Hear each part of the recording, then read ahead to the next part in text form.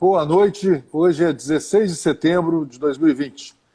A gente espera que estejam todos bem nesse contexto atual de quase pós-pandemia, né? Essa live acontece para o curso de Administração Judicial Aplicada que a gente transmite ao Tribunal do Piauí, onde a gente tem 11 unidades em implantação prática e 20 unidades no interior em implantação remota, implantação do modelo de gestão. Essa live é um momento de sincronização com a turma, com as turmas, né? De tirar dúvidas e fazer um ciclo de aprendizagem, né? Na nossa última live, a gente falou sobre contabilização de resultados e essa live agora nós vamos falar sobre lições aprendidas. Nós estamos no fim do curso, né, fechando o 6º módulo, então nós estamos entrando já na última etapa do curso, de registro de projeto, de apresentação de resultados, né, de sistematização do conhecimento.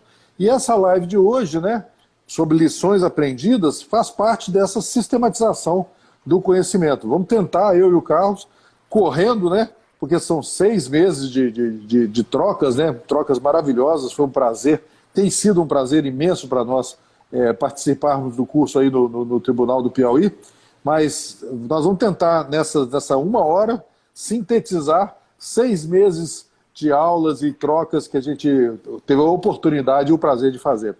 Bom, essa live é alimentada pelos fóruns de discussão, pelos fóruns de dúvidas, né? E também pelas nossas outras turmas que acontecem pelo país afora, né? Governador Valadares, na turma de diretores de Minas Gerais, lá a turma das sessões judiciárias da Bahia, do Tocantins. Então, pessoal, é um prazer estar aqui com vocês. Vamos lá, Carlos, elogios a quem acompanha o curso? Vamos lá. O elogio dessa vez vai lá para o pessoal da primeira vara de Valença, Luiz. É o doutor Juscelino, que ele e a equipe apresentaram a ata do ritual de gestão e, mais uma vez, acho que já é a 4ª reunião que eles fazem, eles parecem que estão colhendo ótimos resultados, viu? O doutor Juscelino estabeleceu uma forma lá de pontuação. Depois nós temos até que conversar com ele, Luiz, para ver como é que funciona isso. Cada integrante da equipe tem que alcançar determinados pontos no fim do mês. E esses pontos são distribuídos pelas atividades, né? Então, assim, eles fazem lá uma apresentação de cada, do que eu fiz, o que eu executei ao longo do mês por cada servidor. Então, as movimentações feitas, metas cumpridas, atuação no projeto Guardião, né, que foi implantado lá em Valença. E aí o doutor Juscelino aproveita essa reunião, como não poderia deixar de ser, para identificar não conformidades. Ele falou que tinha lá aproximadamente 500 ARs para serem juntados aos autos físicos, né? Efeitos da pandemia. A coisa ficou lá parada tal, e muita coisa, então, para poder fazer. E, além disso, também a questão dos mandados, né? Oficiais de justiça lá com muitos processos, muitos mandados para serem cumpridos. Ele está até assim se reunindo com eles para poder achar a melhor forma de fazer essa atividade. Então, assim, ele já estabeleceu como meta, né, como prioridade para o mês aí de setembro, a juntada desses mandados, né, o cumprimento dos ARs, e também ele falou que a produtividade está muito boa, fazendo aí 132 sentenças no mês, muitos despachos, decisões, além das baixas, né? Parece que lá eles já incorporaram a cultura da baixa, falaram que fizeram 120 nesse mês de agosto. E o ideal é isso, mais baixas do que entradas, né? Assim o acervo só vai reduzindo. Ô Carlos, isso é uma boa prática, não? Essa questão da pontuação é uma tentativa de distribuir o trabalho de forma equânime entre a turma, ver quem está produzindo mais, etc. Gostei da ideia, gostei. Boa prática, né? Vamos ver se eles registram isso no Fórum de Boas Práticas. Acaba que é uma forma, né, Luiz, de você ponderar, né, o peso de cada atividade de uma maneira talvez mais adequada, né? Em vez de chegar assim, ó, você faz 10 despachos, você faz 10 sentenças, não é a mesma coisa, mas se tiver pontos atribuídos, fica mais fácil poder diferenciar. Nós temos também, falando de boas práticas, né? O Cleiton, ele apresentou, na verdade, o que o Cleiton apresentou, assim, é aquela questão relacionada à colaboração com as interfaces. E o que ele está falando é isso, né? É um desafio à unidade judiciária, né, estabelecer né, o contato, um bom relacionamento com o Ministério Público, Defensoria Pública, advogados. E aí o que eles estão tentando é justamente isso. A cada dia que passa, é trabalhado essa interface, esse relacionamento. Ele não especificou exatamente, né, quais são as medidas mais concretas que foram estabelecidas para aprimorar essa coisa, mas assim, ele tem, né, a finalidade é muito louvável, né, Luiz? Eu acho que uma vara vai funcionar bem apenas se você tiver uma interface funcionando bem, né? Normalmente, quando se implanta um modelo de gestão, a gente começa a perceber que a unidade judiciária eleva a qualidade do seu trabalho, mas as interfaces ficam ainda um pouco aquém, naquela mesma situação anterior. Então, é necessário, né, estabelecer esse contato, às vezes até dar um apoio, né, uma ajuda para a interface lá, para poder fazer com que o serviço, né, seja de qualidade em todo o sistema de justiça, e não apenas no interior da vara da unidade judiciária.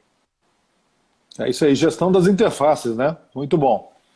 Continua. E eu estou trazendo também uma boa prática aqui do pessoal da seção judiciária lá da Bahia, né, o Adenor. Ele trabalha na subseção judiciária de Teixeira de Freitas. Ele trabalha lá no setor da secretaria e ele está experimentando a gabinetização da secretaria. Tem ideia do que é isso, Luiz? Nossa, eu já tinha ouvido falar de juizadicialização, mas a gabinetização da secretaria essa é nova. Vamos lá. Não, mas a ideia é boa. O que ele está fazendo? Como ele está na secretaria, ele está fazendo minutas de decisões, sentenças relacionadas a processos de improbidade e de processos criminais. Então, assim, eles estão retirando do gabinete, né, essa atribuição e concentrando na própria secretaria esse tipo de atividade. Ele, para isso, vale, né, do trabalho dos estagiários, falam que tem sido ótimos, sobretudo para atualizá-lo juridicamente, né? E assim, Luiz, funciona, e eu acho que deve estar funcionando lá, quando o servidor que está na secretaria tem gabarito, qualidade para poder fazer esse trabalho técnico, né? Então ele consegue dar conta, né, da análise do processo. São processos, né, que não são simples, às vezes processos criminais, o processo de improbidade, por natureza, é uma questão mais complicada de se examinar. E o interessante o que é? Como é ele que executa, né? Então, tipo assim, ele fez a minuta da decisão, o juiz verificou, aprovou, assinou, vai para ele mesmo executar e cumprir aquela decisão. Então ele tem estabelecido um relacionamento muito bom, próximo do juiz, porque assim, ele já pensa na decisão, já na melhor forma para poder cumpri-la e executá-la. Então assim, a ideia é muito válida. Ele mencionou o seguinte, ele falou assim, ó, tá dando certo porque assim, está sendo feito no PJE, um acervo virtual, que aí fica mais fácil na colaboração dos expedientes. Mas talvez, quem sabe, né, em outras situações poderia funcionar. Mas a ideia é muito boa. Quem está executando é aquele que está fazendo o ato para ser executado e tendo capacidade para isso, fica muito mais fácil de cumprir a decisão.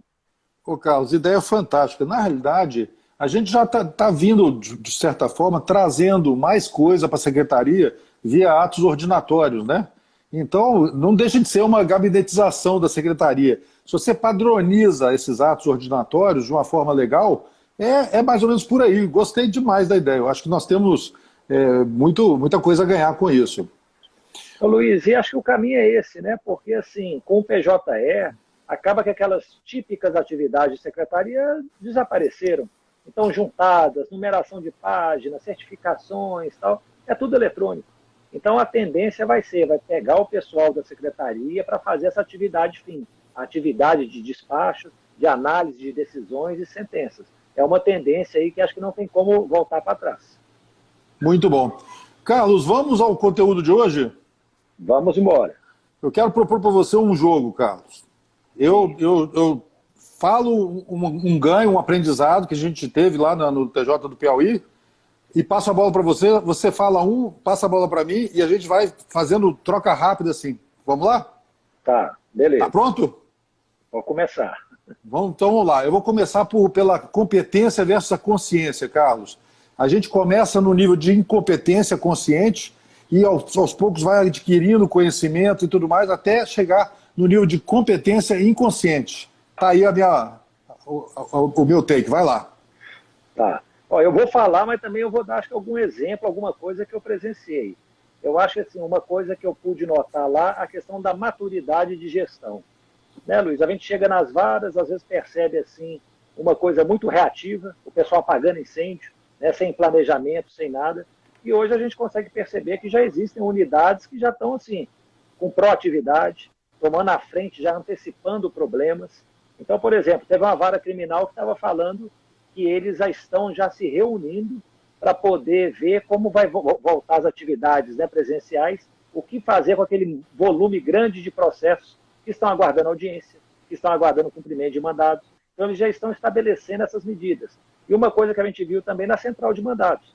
A central de mandados está cheio de processos, de mandados para serem cumpridos, né? São 15 mil que estão lá aguardando, mas eles já estão adotando estratégias para tentar reduzir esse volume e fazer com que, né, o excesso de trabalho acumulado seja feito em doses mais homeopáticas e transcorra de uma maneira mais fluida.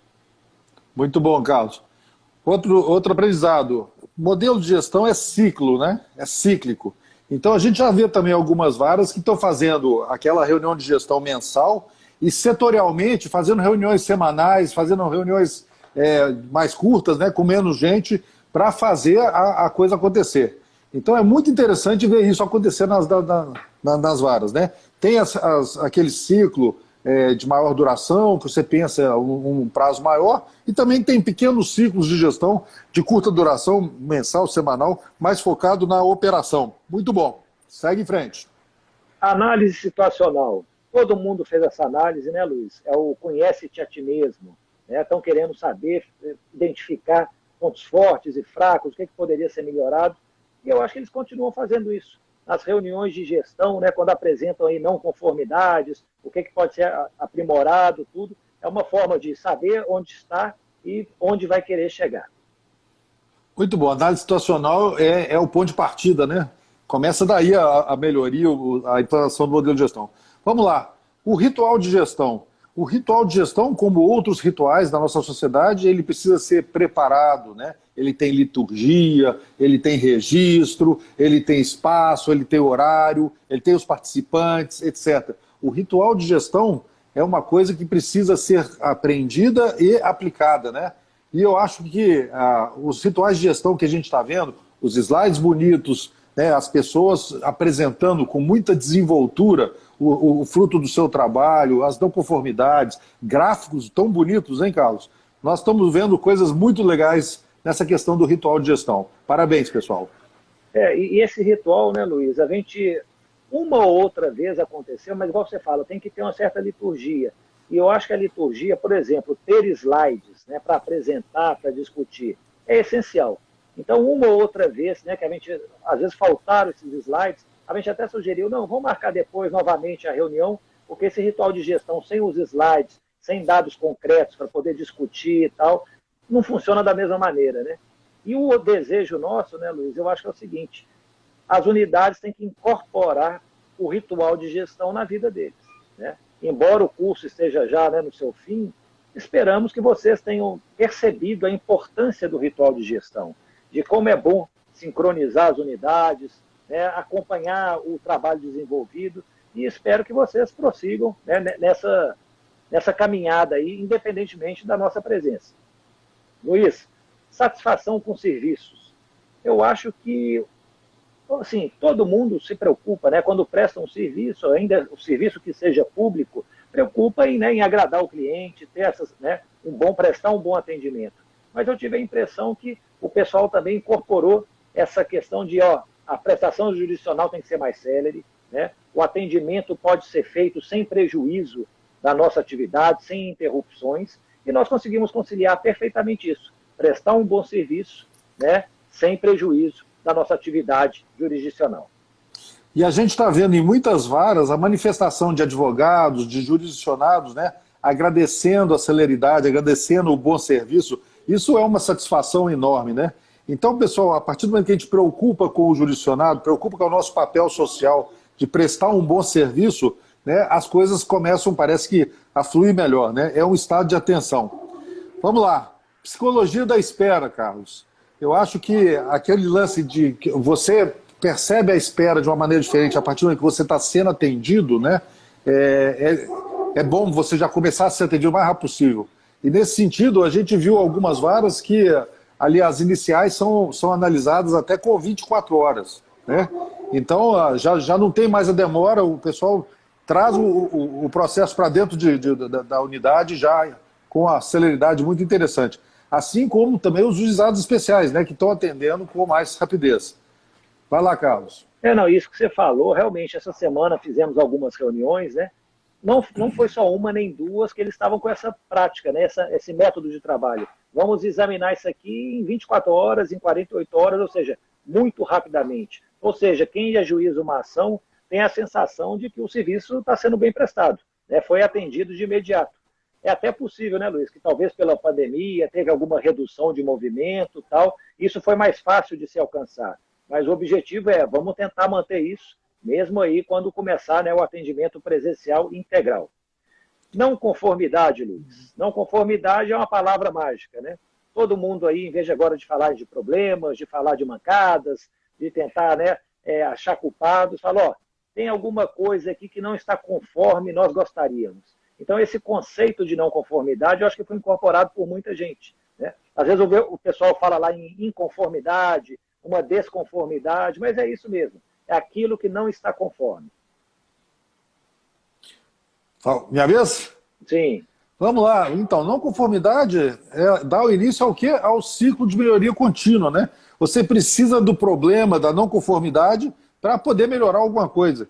Então, entender que existe um ciclo de melhoria contínua, que tudo começa com uma não conformidade e a gente vai tentar sanar e melhorar, né? Isso não tem preço. Então, eu acho que esse é um aprendizado super interessante. Nós temos um ciclo de melhoria contínua que começa com as não conformidades. E para termos melhoria contínua, eu falo a minha vez, as ferramentas da melhoria contínua, né? Elas são úteis para a gente tentar identificar problemas, encontrar soluções e sair de um patamar para ir para um outro mais elevado, um outro melhor. Então, assim, nós vimos algumas unidades utilizando o histograma, né, fazendo a separação dos processos do acervo da vara por idade, por data do crime, por data da distribuição, e aí permite ter uma ideia, né, de como atacar esse problema. Eu vou pegar os processos com os crimes mais antigos, os distribuídos mais antigamente. Outra ferramenta importante, o fluxograma. Nós vimos lá a Vara da Infância e da Juventude, né, a doutora Elfrida, eles fizeram lá, estavam fazendo aquele manual, a Socorrinha fez lá alguns fluxogramas, né, do rito, dos principais procedimentos que são adotados na vara. Isso visualiza muito melhor, né, Luiz? Percebe-se o trabalho de uma maneira muito mais clara e permite você começar a fazer mudanças. Oh, será que eu não posso alterar isso aqui, acrescentar isso, retirar? E aí o procedimento fica mais fluido.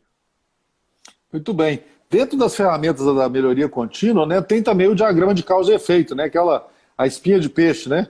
A gente viu, por exemplo, que o pessoal está atacando as causas e não digamos assim, os sintomas. Então, por exemplo, uma audiência redesignada, às vezes ela vem de mandados expedidos muito em cima da hora, vem eventualmente de uma falta de checagem, de não ter um servidor responsável pela boa execução das audiências, não só agendamento, pauta e tudo mais.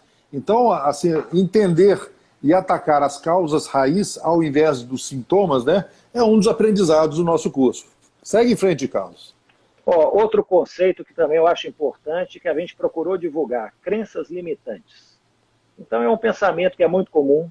Esse pensamento, às vezes, nos impede de avançar, de mudar a nossa programação mental. A gente está muito lá atrelado a uma impossibilidade, a uma inviabilidade, quando, na verdade, isso não existe. Então, assim, aquelas crenças de que eu tenho pouco servidor aqui na vara, o processo não tem prazo para acabar, né? Eu posso conduzi-lo aí eternamente. E essa semana nós vimos situações muito assim, ruins, né, Luiz? Um mandado aí aguardando para ser cumprido durante anos, um cálculo ficando aí mais de 2 anos para ser feito na contadoria, né, de outros locais também, não Tribunal de Justiça do Piauí. Então, assim, o processo tem que ter prazo para acabar, né? Nós temos que ter limite, né? Isso aí, nós temos que mudar essa percepção. Então, assim, é algo que a gente procura difundir e acabar com essa crença que é limitante. Uma crença limitante muito comum é essa, né? Que a gente precisa de mais recursos, precisa de mais recursos. A gente via, né? A gente já recebeu esses testemunhos, né? Que não é bem assim. Outra crença limitante é que a audiência tem que ser presencial. que a audiência por videoconferência não dá certo. E a gente viu, né, até o caso de policial que para a viatura, dá o testemunho dele e segue em frente. Gente, isso é uma flexibilidade, uma coisa tão boa, né? Por que a gente não fez isso antes, né? Ô, Luiz, e eu gostei hoje do relato da doutora Júnia, né, da vara criminal, porque ela falou o seguinte: quando não tinha esse uso da tecnologia, às vezes a audiência você não conseguia concluir. Estava faltando uma testemunha, estava faltando uma prova, não sei o quê. Então, sempre que tinha que remarcar, tal, o índice de cumprimento integral era menor. Hoje, com as videoconferências, fica muito mais fácil. Então, ela falou que aumentou demais esse êxito, né, na integralização da audiência. Então, está precisando de ouvir alguém, um policial, tal, é isso mesmo. Liga lá, está na viatura, estaciona o carro, presta o depoimento e segue em frente. Então, é uma coisa muito útil, né, que veio aí para afastar essas crenças limitantes de que judiciário só olho no olho presencialmente. Então, e falando da doutora Júnia, né, a gente teve, né, tantos exemplos de líderes fantásticos no Piauí, né? Eu acho, Carlos, que a liderança faz toda a diferença, né? Então, não só o estilo de liderança, aquela coisa de ser autocrático quando precisa, e ser eventualmente democrático, né, quando precisa ser professoral, né? Eu acho que isso faz toda a diferença.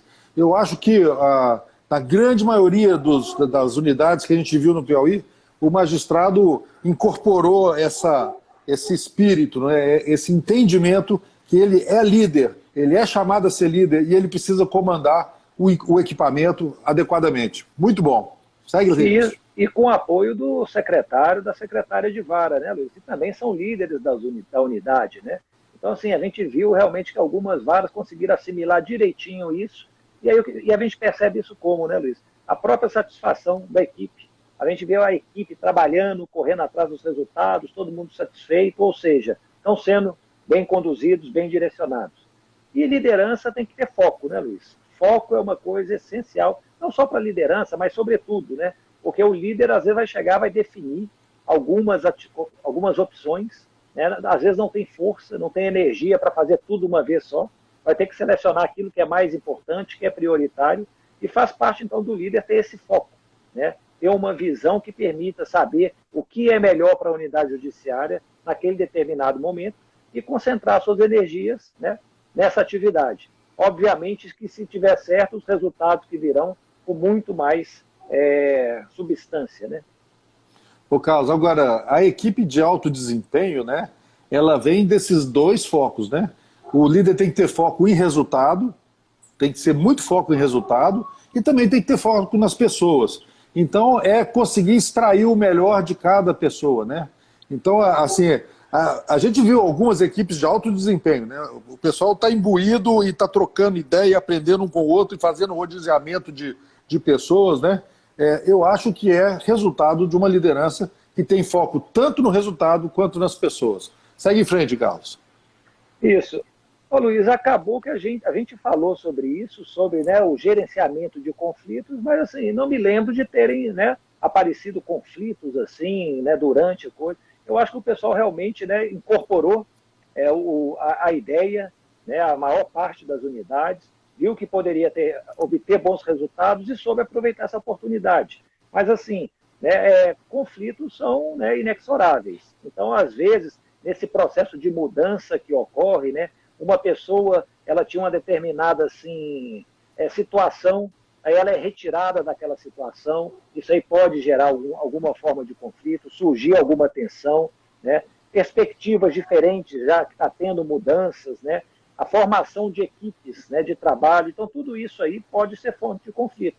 Mas eu, sinceramente, não me recordo, né, de unidades assim que tenham passado por conflitos insuperáveis, né? Uma divergência ou outra é natural, é normal, mas nós já tínhamos visto isso, né, Luiz? Uma situação de conflito assim, que assim, a solução é tirar a pessoa da unidade judiciária. Isso aí não via acontecer. O Carlos, que é uma fonte de conflito, né? É quando a gente vê uma pessoa, ou gabinete, ou secretaria, que vira gargalo, né? A gente está falando de fluxo de tramitação e tudo mais, e aí esse termo gargalo na tramitação, né? A gente começou a ver, o pessoal está usando, né? gargalo. Ah, não, a gente viu aqui nessa tarefa do PJE tem um monte de processos, né? Isso aqui nós temos um gargalo. Nas audiências nós temos um gargalo, né? Nas juntadas de AR nós temos um gargalo. Então, eu acho que a percepção de que, eventualmente, nós temos que identificar e sanar gargalos na nossa tramitação é outro aprendizado muito interessante que a gente viu aí o tempo todo. E vai você ser gargalo lá no meio da tramitação. Você vai gerar conflito, porque o povo não vai querer que você fique segurando a onda deles. Vai lá. Outra coisa que eu achei importante também, aquelas atividades que agrega valor, que não agrega valor, né? Então, uma coisa que a gente passou é isso, ó, tem atividades que são essenciais, elas têm um valor agregado e inerente. Então, por exemplo, a sentença, a audiência, são coisas muito importantes.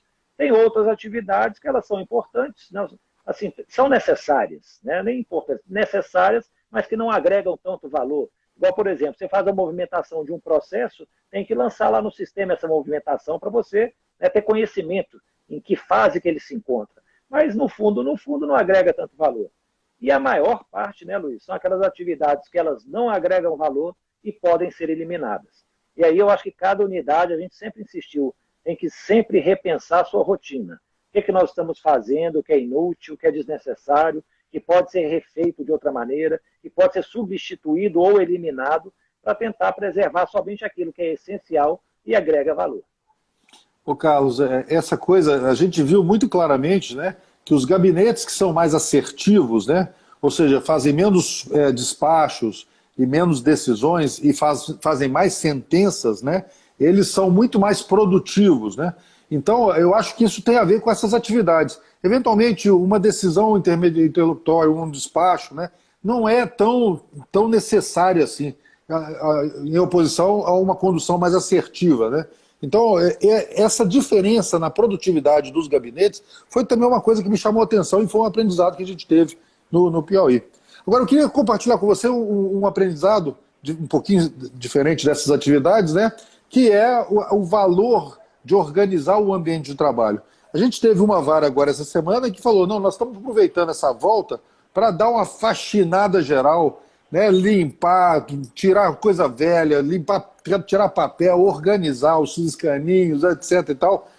E o pessoal está muito feliz com isso. Dá trabalho, né, não tenha dúvida, mas é casa nova, né? A volta da pandemia, né, agora é casa nova, vida nova, vamos em frente. Uma outra coisa, Luiz, a questão da estimativa de prazos, né? Aqui no Brasil, como eu disse, processo não tem prazo máximo de duração. Mas a gente acho que pode calcular isso, né? E uma coisa interessante é que o próprio sistema do Tribunal de Justiça do Piauí, ele traz esse cálculo, né? Os prazos médios de duração. É lógico que é um cálculo que abrange aí todos os processos. Talvez a situação ideal envolvesse você pegar classes processuais específicas, né? O mandado de segurança, uma ação ordinária, essa ação criminal do júri, essa ação criminal ordinária, né? Então, assim, seria a posição ideal.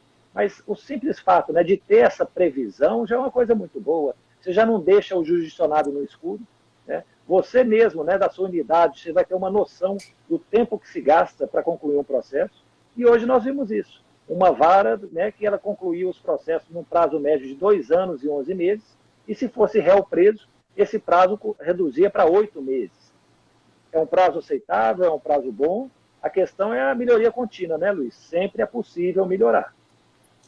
Ô Carlos, agora, essa definição de prazos, né, principalmente para aquelas classes processuais que são mais comuns na vara, né, e aí a gente tem o princípio de Pareto, né, entenda a sua demanda e entenda o seu acervo, né.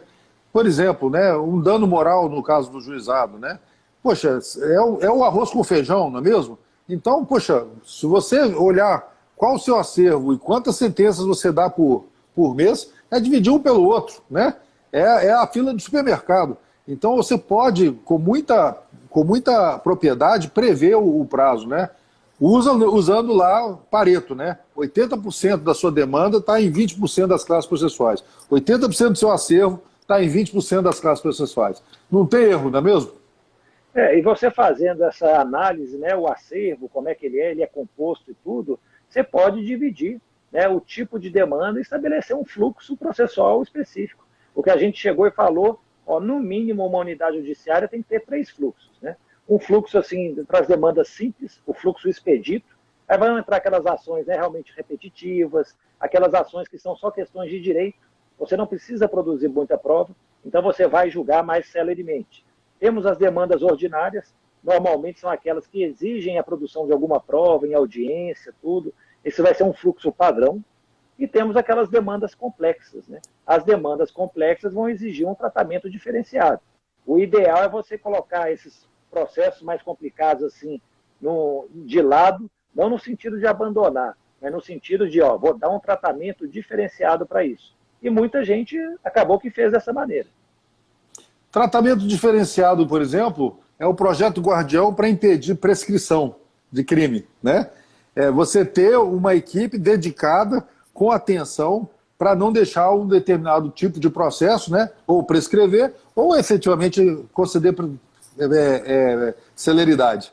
Vai lá, Carlos. Aqui, a doutora Júnia está falando, o pessoal lá da 4ª Vara Criminal está julgando o processo de réu preso em 4 meses, ou seja, né, 120 dias. E tem um detalhe, Luiz, né, não sei se você está até muito ciente, o processo de réu preso ele tem que ser julgado rapidamente, porque senão vai ocorrer o que eles chamam de excesso de prazo na formação da culpa.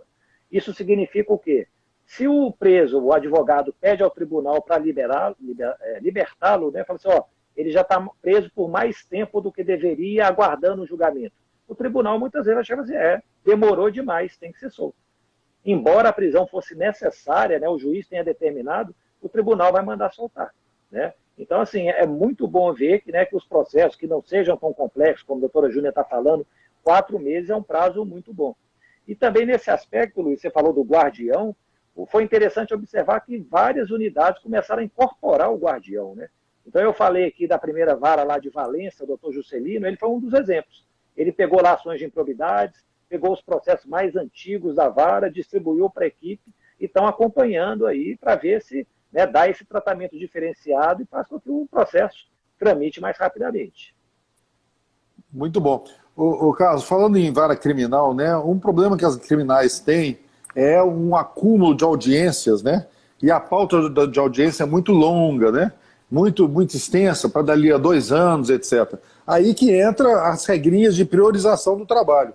E é isso que a gente está vendo, né? Que a triagem, conhecer exatamente o que está na fila, né, a montanha de trabalho que está por fazer, né, isso traz um resultado muito grande, porque aí você pode estabelecer regrinhas de prioridade. Hoje mesmo a gente está falando no GUT, né, gravidade, urgência e tendência para priorizar as audiências, né, de uma criminal. Eu acho que isso é importante demais.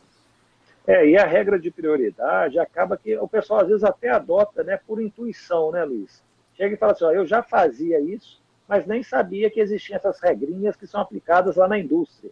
Então, assim, julgar primeiro aquele que entrou primeiro, né? Vou fazer o processo que é mais simples primeiro. Então, chegou lá uma homologação de acordo, extinção sem resolução do mérito, prioriza tudo isso. Então, às vezes o pessoal faz por intuição, mas assim, você com um acervo muito grande, são ferramentas que você pode, né, utilizar, balancear muito bem para poder gerir melhor esse acervo. O caso. Deixa eu. Fala. Falando em audiência, né? Como foi importante, né, a gente parar de perder audiência, né? Essa questão de fazer da audiência um momento nobre, né? Um momento em que você não pode redesignar. Um checklist, ter uma pessoa dedicada para cuidar da pauta de audiências. E, na audiência, ser resolutivo, tá certo? Eventualmente intimar em audiência, eventualmente tomar o máximo, aproveitar o máximo possível da audiência, cara, isso não tem preço. Ô Luiz, e a gente pode ver, né, como a audiência faz falta, sobretudo em matéria criminal, né? As varas criminais que não estavam podendo realizar as audiências de réus soltos, elas estão aí, né, com um acúmulo de processos, acaba que às vezes é até difícil, né? Não chega muita coisa para ser sentenciado, porque o processo sem audiência ele não vai para frente. Então, assim, agora retomando as atividades, o pessoal vai poder colocar ainda mais em prática, né, as lições aí que esperamos que tenham assimilado para poder fazer com que o fluxo seja rápido e eles consigam sentenciar muito para poder reduzir cada vez mais o acervo. Acaba que, Luiz, com tanta mudançazinha, né, a importância da audiência, afastando crenças limitantes, tendo indicadores para medir. Acaba que, às vezes, o pessoal acha que é meio truísmo, né? Está muito assim, ficar falando mudanças de paradigma, mas a gente pode perceber isso, né? A gente sempre tentou passar isso, ó, temos que sair do estado atual que nos encontramos para um outro, e esse outro tem que ser melhor. Se a gente continuar fazendo o mesmo que estávamos fazendo antes, os resultados serão iguais. Então, assim, a gente sempre procura demonstrar isso. Ó, é possível fazer mais, é possível fazer melhor, não é preciso se matar de trabalhar para poder alcançar resultados, né? Se você tiver organização e método, às vezes você trabalha até menos, né, Luiz? Nós já vimos isso. A pessoa trabalhando o mesmo tanto ou até menos e produzindo muito mais. Então, tudo isso acho que é uma mudança, né? Uma mudança do olhar que tem sobre a justiça. É isso aí, Carlos. Bom, falando em mudança, né? Uma das coisas que a gente quase sempre vê, o pessoal arregala o olho quando a gente fala, e agora a gente está vendo isso acontecendo no Piauí, é a gestão de competências e rodeamento dos servidores, né? Hoje, principalmente em várias de competência ampla, que você tem criminal, civil, né? Hoje mesmo a gente ouviu o termo, né? O servidor coringa, né? Que atuava em mais de um setor, né? E também essa questão do rodeamento, que você está criando um time de pessoas altamente competentes que podem atuar em qualquer lado, né? Então, eu acho que isso também é uma quebra de paradigma, não, Carlos? Essa questão de rodear, né, de transformar os seus servidores, a sua equipe, numa equipe multidisciplinar, multifuncional. Isso é essencial, né, Luiz? Porque aí depois, com uma equipe que saiba fazer tudo, você não tem mais problemas de substituição de férias, de alguma licença, nem nada disso. A equipe está sempre aí chutando com a perna esquerda e com a perna direita. Então, assim, ao mesmo tempo que a gente faz esse rodeamento, é muito importante também a gente fazer a especialização de alguns servidores, né, Luiz? Tem aquela pessoa da equipe que é o mestre em determinada matéria. Igual hoje lá na vara criminal, né? A Williane, ela era a mestre no sistema de execução penal, o CEL, né? Então, assim, ela aplicou aí ensinamentos aí pelo Brasil inteiro, implantando esse sistema e tal, e está lá trabalhando, conhece profundamente isso. Se todo mundo da vara souber mexer no sistema, ótimo. Mas, com certeza, se alguém tiver alguma dúvida, é só recorrer a ela, porque o especialista é sempre muito importante, né, em qualquer ambiente de trabalho. E ela já está treinando, né? Já está treinando os colegas, quer dizer, mais gente está aprendendo sobre o CEL, né? Eu acho que é a coisa por aí mesmo. O especialista, ele é consultado, mas ele treina. E ele treinando, e todo mundo se treinando, faz generalistas, né? Coringas que podem atuar em todo lugar. Isso é muito bom. Ô, Carlos, eu queria falar também um pouco da gestão à vista. Em muitas varas a gente viu o pessoal colocando os indicadores, né, mostrando, compartilhando os indicadores, e isso move a equipe, né?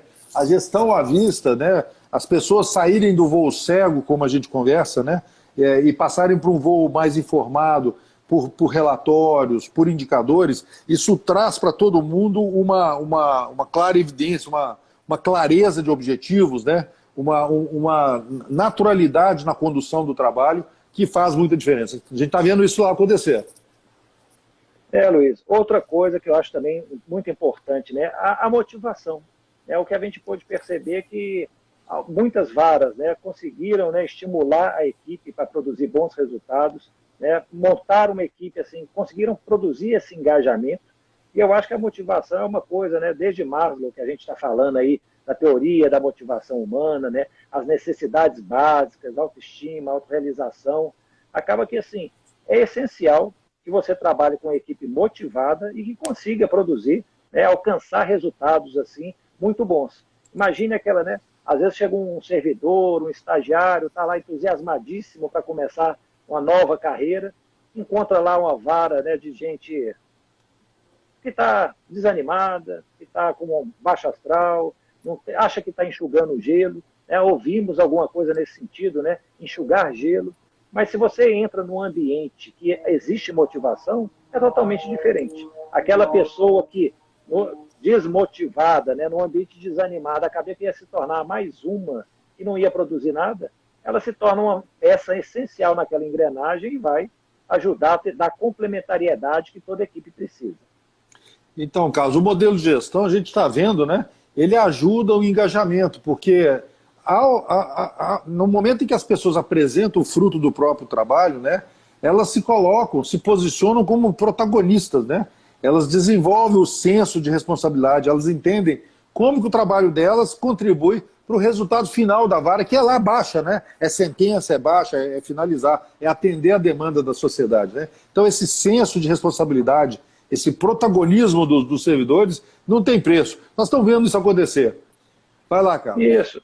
E isso é essencial para a autoestima, né, Luiz? Porque, assim, se você tem uma alta autoestima, tudo funciona melhor, né? E o que é, então, a autoestima? São aquelas várias práticas, né? Viver conscientemente, você entender onde trabalha, o que você produz, a prática da autoaceitação, né? Sem vítimas, né, Luiz? Ninguém pode ficar aqui e ficar, o tribunal não me ajuda, o tribunal não sei o quê, eu não tenho estrutura, está muito difícil, tal. Não é. Ok, todo mundo passa por dificuldades, mas se você aceita essa condição, é muito mais fácil você lidar com o problema. Realmente haverá problemas, né, incontornáveis, então deixa de lado, solucionado está. Vamos nos ater àquilo que precisa de solução, né, e que pode contar com a nossa atuação. Temos mais práticas, não temos, Luiz, da autoestima? Viver objetivamente, você ter clareza de objetivos, né? Na medida em que cada setor da vara propõe um objetivo para até a próxima reunião de gestão, isso é viver objetivamente, também reforça a autoestima. Vai lá, Carlos. O senso de responsabilidade, né? Todo mundo, por mais simples que seja a sua atividade, todo mundo tem uma peça, né, de uma engrenagem aí de pessoas que vai fazer um trabalho que é muito relevante, né? Prestar um serviço público. Então, assim, o serviço de dirimir conflitos, reduzir conflitos. Então, assim, você ter responsabilidade sobre a sua área de atuação, isso também é essencial, né? Cada um, né, você dá autonomia, dá uma certa independência para a pessoa, e ao mesmo tempo que dá essa liberdade de atuação, você vai ter, né, deveres e obrigações para cumprir. Ô, Carlos, então, essa autonomia, né, me lembra muito o protagonismo, né? As pessoas começaram a buscar e a identificar boas práticas, e falar assim, isso que a gente faz aqui é uma boa prática, isso aqui é diferente, isso aqui é novo, né? Nós fazemos isso de uma maneira muito legal. Antigamente as pessoas pareciam estar todo mundo trabalhando, né, de forma meio autômata, assim, todo mundo meio automático, né? Hoje em dia não, hoje em dia o pessoal bate no peito e fala assim, isso aqui é uma boa prática que nós estamos aplicando aqui. É chique ver isso, né, Carlos?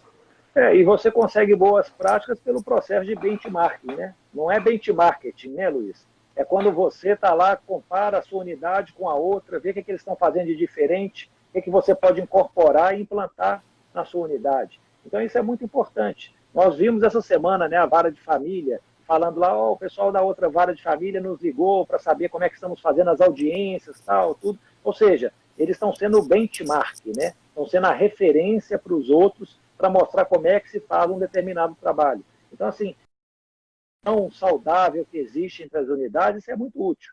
Quem sabe aproveitar vai conseguir incorporar muita coisa do seu trabalho. Ô, Carlos, é isso aí. Tipicamente, né, mais um aprendizado aqui que a gente leva.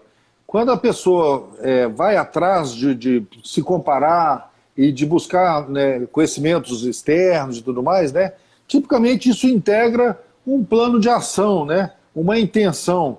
E a gente viu também que os planos de ação, quando você tem responsabilidades claras, você tem prazos claros, né, quando você cumpre aqueles 5W2H, você tenta responder aquelas perguntas do 5W2H, né, tipicamente você gera um plano de ação um pouco mais robusto, né, um pouco mais, com mais chance de se realizar.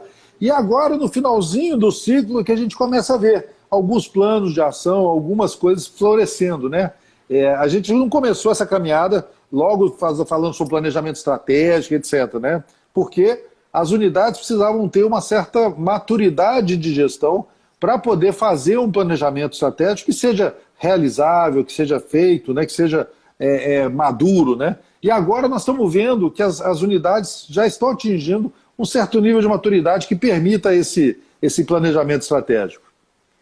Isso, Luiz. E quando se planeja bem, se consegue bons resultados, né? Contabilizar resultados é uma coisa importante. A gente no judiciário, às vezes, não tem esse hábito, né, de fazer isso. Quanto que eu estou gastando para produzir X? Quanto que está sendo, né, o efeito dessa minha ação? Tal. E é essencial a gente começar a tentar contabilizar os resultados. E uma coisa muito interessante para a gente saber, né, se um resultado foi alcançado, se decorre daquilo que foi planejado, é aquela linha do tempo, né, de causa e consequência. A gente vê como estava antes, deu um tratamento durante um certo período e viu que resultado que vai sair dali. E aí, nesse caso, né, Luiz, o curso, de certa maneira, tem esse papel, né? Como as unidades estavam antes, foram submetidas ao curso, e o que resultou agora? Hoje nós vimos um resultado muito impressionante, né, Luiz? Num período aí de 6 meses, 5 meses, a vara criminal lá de Parnaíba, ela tinha um acervo que ela reduziu em 30% o acervo dela. De 3.000 processos, chegou aí para 2.100, né? Mais ou menos, se eu me lembro os números. Ou seja, um resultado expressivo que foi alcançado. E também com muito trabalho e dedicação, né, Luiz? Ô Carlos, falando dessa linha do tempo, né, causa e consequência, causa e efeito, né, os salões de beleza já faziam isso há décadas, né? Tirava foto do antes e do depois. Se a gente pudesse tirar foto das nossas unidades lá do Piauí, no antes e no depois, seria lindo, né? Infelizmente a coisa é mais complexa. Temos um comentário aí Você consegue ler, Carlos? A doutora Júnior, que ela está falando que, tipo assim, está julgando o processo no prazo de 4 meses, mas que, às vezes, ocorre algum excesso de prazo. Não, a doutora Júnior também, ela falou, o volume de processos de réus presos é muito grande. Se eu não me engano, ela falou que já está hoje com mais de 80. Então, assim, até lidar, né? É quase que um guardião, né, Luiz? Você tem que fazer um projeto guardião para pegar aí 80 processos, distribuir para vários servidores, para eles poderem tentar acompanhar. Então, assim, faz parte, né? Isso aí tem que tentar gerenciar da melhor maneira possível. Vamos seguir em frente. Ô Carlos, olha só, eu queria chamar uma atenção para uma coisa que aconteceu desde o início, né? Que é um aprendizado do Piauí, né? A questão das metas, né? Aquela meta SMART, né? Que seja específica, mensurável, atingível, né? Relevante e temporal, né? Eu acho que hoje a gente vê o pessoal todo fazendo metas muito mais claras, muito menos abstratas, né? A questão do nível de abstração é muito perverso na questão das metas, né? Se você está muito abstrato, se você quer simplesmente melhorar o mundo, né? É difícil você acompanhar se você está cumprindo, se você está caminhando para o seu objetivo ou não. Então, essa questão de entender como se faz uma boa meta, né? Temporalmente, com números, na concretude, eu acho que isso foi um dos grandes ganhos que a gente viu também no Piauí. Fala lá, Carlos. Luiz, e essa questão de meta, a gente sempre diz, né? Não preocupe tanto com a meta no início, né? Nós precisamos implantar esse modelo de gestão, temos que ter indicadores que vão medir nosso trabalho. À medida que nós vamos medindo mês a mês o trabalho, nós vamos ver a capacidade de produção nossa. A partir de um certo momento, aí sim, fala, eu estou produzindo nos últimos 4, 5 meses 100 sentenças. Eu vou estabelecer uma meta. Vou colocar 110 no próximo mês. O que vocês acham? E aí segue a meta, né? Como uma forma de tentar estimular. A gente viu que, né, algumas unidades começavam, às vezes, com a meta logo no início. Também não tem problema, né? Mas, realmente, a gente consegue perceber que só depois de uma certa maturidade na gestão, as metas são mais assim ponderadas, né? Elas são realmente smart, né? São construídas para serem alcançadas, atingíveis, têm relevância, né? Com tempo e bem específicas. Ô Carlos, e junto com a questão da meta, tem a questão do nível de abstração, né? Que a gente falou, uma coisa muito abstrata, né? É difícil a gente mensurar. Muito abstrata, é difícil a gente botar um prazo, é difícil a gente acompanhar. Então tem aquela escala de abstração que a gente falou, né? Desde o do muito concreto, do muito claro, muito específico, né? Até uma coisa muito abstrata. Nas pessoas que não têm muita maturidade de gestão, a gente viu lá no início, né? O pessoal fazendo metas meio mal alinhavadas, digamos assim. Agora, no final, todo mundo tem, olha, tantos processos, entendeu? Tantos por dia, eu vou distribuir tanto, tal. Quer dizer, nós estamos num outro patamar, né, de entendimento dessa questão da temporalidade, da concretude das metas, né? Isso é muito bom. Isso. Ô, Luiz, e tem uma coisa também que às vezes a gente acha até que tem caráter secundário, mas é importante, eu vi que muita gente preocupou-se com isso. a questão da sustentabilidade, né? A capacidade da nossa geração se desenvolver sem prejudicar a geração futura, ou seja, vamos cuidar do nosso ambiente de trabalho, da nossa estrutura. E teve gente lá que estava realmente preocupada, né? Ó, estou desperdiçando muito copo, a luz está alta, eu tenho que começar a economizar desligando o computador, desligando o ar-condicionado quando desnecessário e tal. São pequenas medidas, né? Mas imagine se todos começam a fazer isso. O ganho que se obtém é muito grande. Basta ver aí os resultados da pandemia, né? A pandemia esvaziou os prédios públicos, os prédios da justiça. O custo caiu lá embaixo. Então, assim, o que eu quero dizer é, se você está lá ocupando o prédio público, mas o seu gasto é para o essencial, é para o mínimo, né, necessário, obviamente que esse custo sempre cai. Então, ter essa preocupação com sustentabilidade é algo que acho que ninguém pode abrir mão. O Carlos, a prosa está boa, a gente poderia continuar mais muito tempo, né? Afinal de contas, foram 6 meses, 7 meses de boa convivência, mas nós temos que dar alguns avisos, né, no finalzinho do curso. O primeiro aviso é a questão dos certificados, né? Quem fez só as atividades da implantação prática e não fez atividades no ambiente virtual de aprendizagem, ganha o certificado só da implantação prática. Quem fez as atividades no ambiente virtual de aprendizagem vai ganhar o certificado do curso EAD. E quem fez os dois ganha os 2 certificados, né? Outra coisa importante, nossa próxima reunião de gestão vai acontecer na semana, vai ser presencial, se Deus quiser, estaremos aí no Piauí junto com vocês, e vai ser presencial entre o dia 21 e 27 de outubro, né? E nessa ocasião a gente vai, junto com vocês, finalizar o material de apresentação do evento de encerramento, que vai acontecer no dia 20 de novembro, tá? Nesse evento de encerramento, cada unidade, a gente espera ter alguma coisa em torno de 16 unidades apresentando, vai apresentar entre 5 slides, 10 a 15 minutos. Então nós precisamos ser muito concisos, pessoal. Nós vamos orientar vocês a fazer esse material, tá bom? Finalmente, nós vamos passar para vocês o questionário de avaliação de percepção. Qual que é a percepção de vocês sobre o impacto da gestão? Diminuiu a quantidade de trabalho, aumentou, melhorou a comunicação, melhorou a qualidade de vida no trabalho? Como que a gestão trouxe benefícios para vocês na sua percepção? Mais uma coisa, o registro do projeto, né, Carlos? Nós queremos que cada unidade que participou do projeto escreva um capítulo do livro de implantação prática do Piauí. No fundo, eu gosto de pensar, pessoal, que nós todos juntos estamos implantando, nós estamos escrevendo um capítulo do judiciário brasileiro, que é o capítulo de mudança pela gestão, né? A melhoria do nosso judiciário pela gestão. A gente quer que vocês escrevam efetivamente um capítulo do livro que nós vamos publicar com ISBN, na biblioteca Nacional. Da Biblioteca Nacional e vamos distribuir para o Piauí, para as unidades e também para outros alunos como inspiração. E a última coisa, pessoal, que a gente quer chamar para vocês é que a gente não quer perder contato com vocês.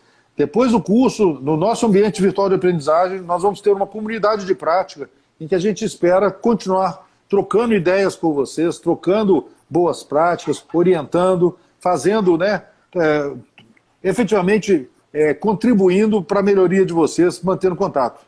Então é isso, Carlos. Acho que a gente fica por aqui. Isso, Luiz. Eu queria só destacar realmente o registro, né? O registro do projeto, eu acho que ele vai ser riquíssimo. Nós vemos coisas muito boas sendo implementadas, coisas novas, coisas diferentes. Eu acho que cada unidade conquistou, né, seu trabalho, suas metas, estabeleceu seus projetos.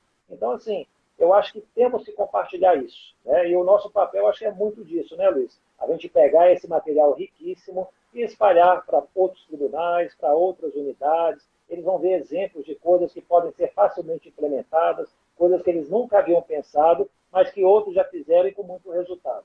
Então, assim, né, para nós, contamos muito com esse registro, porque eu acho que é uma forma da gente difundir esse conhecimento riquíssimo que tivemos o privilégio aí de usufruir nos últimos 6 meses. Não é, Luiz? Ô, Carlos, estou vendo aqui o comentário do doutor Júnior, né? Vocês não vão se livrar de nós, é fácil. A gente não quer se livrar de jeito nenhum, a gente quer continuar com vocês, né? E eu até dei um exemplo, a doutora Lívia, aqui de Minas, né, depois de 5 anos de ter sido nossa aluna, entrou em contato, pediu para a gente ajudá-la a montar o pré-projeto de tese de mestrado dela. Esse mestrado em gestão judiciária da Infam, né? E não é que a danada foi aprovada? Então, a gente ajudou ela a montar o projeto, né? E agora ela está lá no mestrado e quer continuar conosco, né? Sendo orientada aí pelo Carlos, etc. Então, a gente tem essa coisa, a gente não quer romper os laços com os nossos queridos alunos. A gente desenvolve mesmo um vínculo e a gente quer ver muito sucesso e muita conquista com vocês. Então, pessoal, eu acho que a gente fica por aqui. Essa é a nossa última live do curso no Piauí, mas a gente vai continuar fazendo lives e a gente vai avisar. Mas foi um prazer. Muito obrigado pela audiência, né? Até a próxima. Isso, pessoal. E contem sempre com a gente. Um abraço a todos.